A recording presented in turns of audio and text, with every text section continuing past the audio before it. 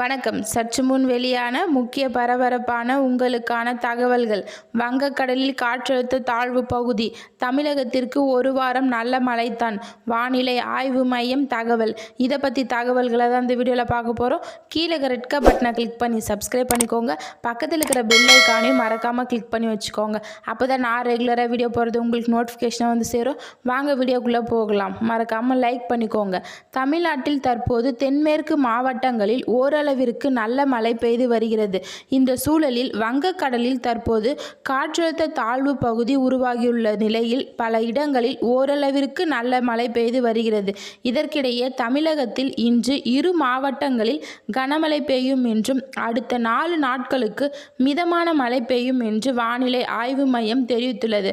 கடந்த 24 மணி நேரத்தில் தென் தமிழகத்தில் ஒரு சில இடங்களிலும் வட தமிழகத்தில் ஓரிரு இடங்களிலும் மழை பெய்துள்ளது. புதுவை மற்றும் காரைக்கால் பகுதிகளில் வறண்ட வானிலை நிலவியது. அதிகபட்சமாக கோயம்புத்தூரில் 50 சென்டிமீட்டர் மழை பதிவாகி உள்ளது. பகுதிகளில் மேல் ஒரு வளிமண்டல கீழடுக்கு சுழற்சி நிலவுகிறது.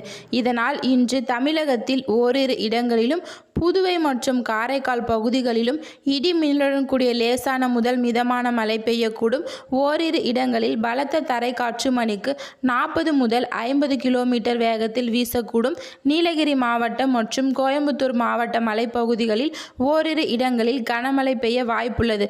நாளைய தினம் தமிழகத்தில் ஓரிரு இடங்களிலும் புதுவை மற்றும் காரைக்கால் பகுதிகளிலும் லேசான முதல் மிதமான மழை பெய்யக்கூடும்.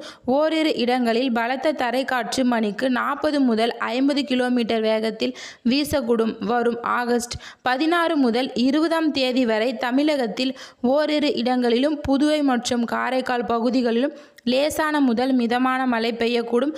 நாளை 15ஆம் தேதி வானம் ஓரளவு மேகமூட்டத்துடன் காணப்படும். நகரின் ஒரு சில பகுதிகள் லேசான முதல் மிதமான மழை பெய்யக்கூடும் என்று வானிலை ஆய்வு மையம் தெரிவித்துள்ளது.